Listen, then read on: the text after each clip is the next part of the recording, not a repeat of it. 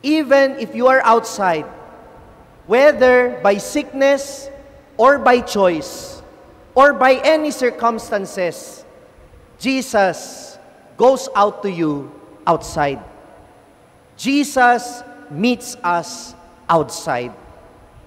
Tinatagpo tayo ni Jesus, hindi lang sa loob, kundi maging sa labas. Kaya nga po, sinasabi rin ng ating Panginoon, hindi ba? Kailan natin siya nakikita?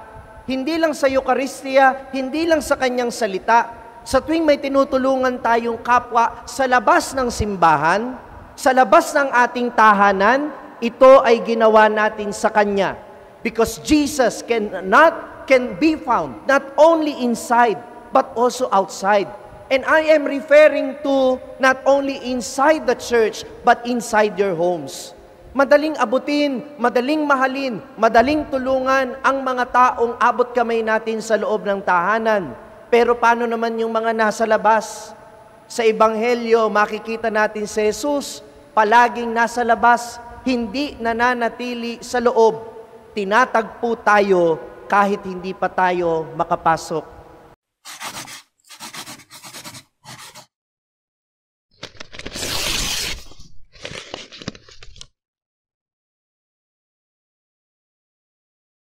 Ang Panginoon ayon kay San Marcos. Papuri sa iyo, Panginoon.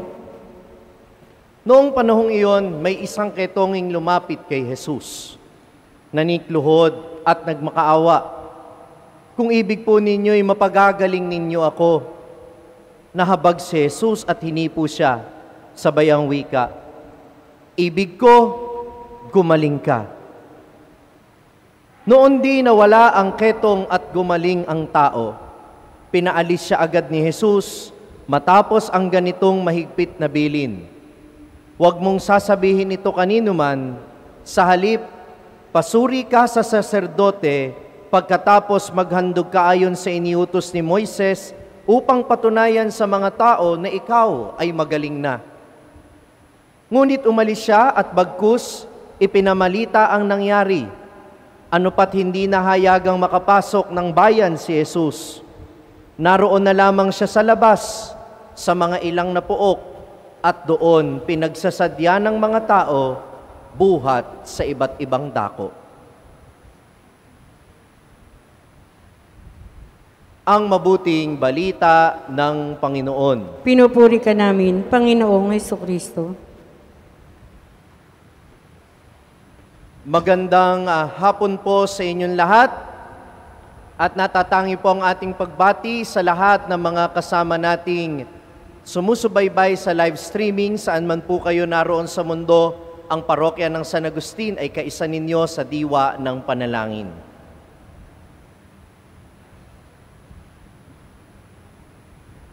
Naranasan na po ba ninyo ang maging outsider? Yun po bang maraming nag-uusap pero hindi mo naman maintindihan yung pinag-uusapan nila? Yung nilalayuan ka nung mga tao sa paligid mo dahil hindi ka nila kilala. Ngayong panahon ng COVID, alam nilang meron kang kapamilyang nag-positive. At kahit tapos na yung quarantine mo, iniiwasan ka pa rin ng mga tao. Yun yung mga dating nag-positive na ngayon ay immune na sa COVID. Kung minsan, pinandidirian pa rin. Parang itinuturing na outsider. Ito po ang pakiramdam ng mga ketongin na narinig natin sa unang pagbasa at sa Ebanghelyo. Sila ay nasa labas lamang ng lungsod, literal na outsider. Nung araw po ganun ang quarantine, hindi ka mananatili sa loob ng iyong bahay. Ang quarantine, mananatili ka sa labas ng lungsod, sa labas ng pamayanan. Iniiwasan, nilalayuan. Kaya kung ang iniisip po ninyo, nakaramdaman noong ketongin, ayun lang iniinda niya sa kanyang balat, hindi po. Kung tutusin po, sa sobrang dami ng sugat ng ketongin, manhid na po ang kanyang laman. Subalit, ang mas makirot at mas masakit ay yung pakiramdam na nilalayuan ka, yung pakiramdam na malayo ka sa pamilya, yung pakiramdam na hindi ka man lang makasamba sa templo dahil ikaw ay marumi, dahil ikaw ay may sakit na nakakahawa. And don't think that leprosy at that time is just a disease of the flesh or of the skin. Noon, kahit meron kang pigsa, kahit meron kang rashes, lalayo ka na sa pamilya mo. Imagine the trauma that it will cause you. At dahil nandun ka lang sa labas, you feel so isolated, you feel very sad. Mahirap maging outsider. Pero sa ebanghelyo natin ngayon, isang napakagandang detalye ang ibinibigay sa atin ng ebanghelista na si San Marcos tungkol sa kung ano ang ginawa ni Jesus sa mga outsider. Saan natagpuan ng ketongin si Jesus? Sa loob ng bayan o sa labas? Ala? Saan po? Saan sila nagkita ng ketongin? Sa loob ng bayan o sa labas? Sa labas. At kapag ang ebanghelyo ay nagbanggit ng detalye, lalo na higit lugar, ibig sabihin nandun ang lundo ng kahulugan ng gustong iparating sa atin ang mensahe. That Jesus is with us, even if we feel that we are outsiders in life. Kapag pinandidirian ka ng ibang tao, kapag nilalayuan ka nila, kapag binabaliwala ka ng ibang tao, kung ikaw ay may karamdaman ngayon at naka-quarantine sa inyong tahanan, kung ikaw ay iniiwasan dahil malapit ka sa isang mahal sa buhay na nag-positive sa COVID, ang mensaheng malinaw na malinaw ngayon sa ebanghelyo ito, si Jesus ay wala lang sa loob. Si Jesus ay nasa labas, kasama ng mga na nagla-live streaming na mga senior citizen at mga may sakit. Si Jesus kasama ng mga frontliner sa bawat ospital. Si Jesus kasama ng mga tao na nangangailangan ng kanyang awa. Kahit pa sila ay nahahadlangan ng karamdaman, sila man ay nahahadlangan noong kasalanang matagal na nilang kinikimkim at nagiging balakid, kaya hindi sila makapasok ng simbahan kasi feeling nila masusunog sila. They feel outsider. But the good news is, even if you are outside, whether by sickness or by choice or by any circumstances, Jesus goes out to you outside. Jesus meets us outside. Tinatagpo tayo ni Jesus, hindi lang sa loob, kundi maging sa labas. Kaya nga po, sinasabi rin ng ating Panginoon, hindi ba? Kailan natin siya nakikita? Hindi lang sa Eucharistia, hindi lang sa kanyang salita. Sa tuwing may tinutulungan tayong kapwa sa labas ng simbahan, sa labas ng ating tahanan, ito ay ginawa natin sa Kanya. Because Jesus can be found not only inside, but also outside. And I am referring to not only inside the church, but inside your homes. Madaling abutin, madaling mahalin, madaling tulungan ang mga taong abot kamay natin sa loob ng tahanan. Pero paano naman yung mga nasa labas? Sa Ebanghelyo, makikita natin si Jesus, palaging nasa labas, hindi nananatili sa loob. Tinatagpo tayo kahit hindi pa tayo makapasok. At ang maganda ron, nung gumaling ang ketongin, what was restored is not only the health. Hindi lang naging flawless ang balat niya, hindi lang gumaling mula sa karamdaman niya. He was reunited with his family and his community, and he was reunited in the worship at the temple. Nung siya'y gumaling, tandaan ninyo, hindi lang pinagaling ng Diyos ang kanyang karamdaman, muli niyang nakasama ang kanyang pamilya at ang kanyang pamayanan, at gayon din muli siyang nakasamba sa templo. Muli siyang nakaharap sa Diyos.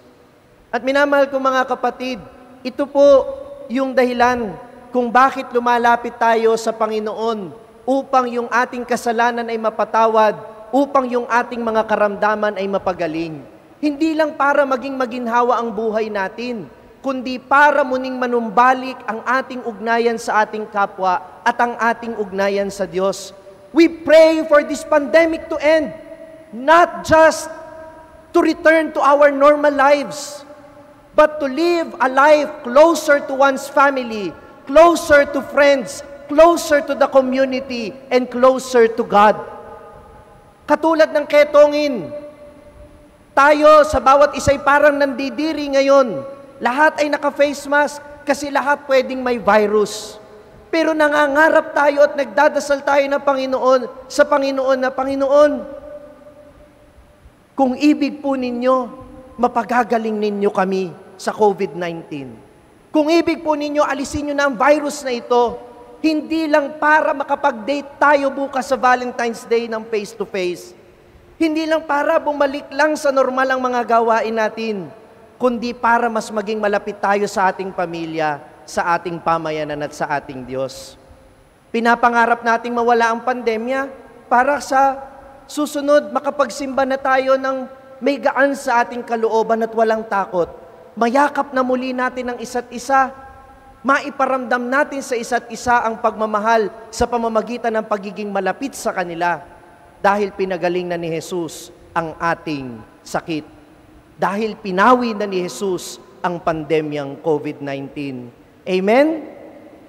Kung gusto ninyong gumaling na tayo sa pandemyang ito, purihin natin ang Panginoon.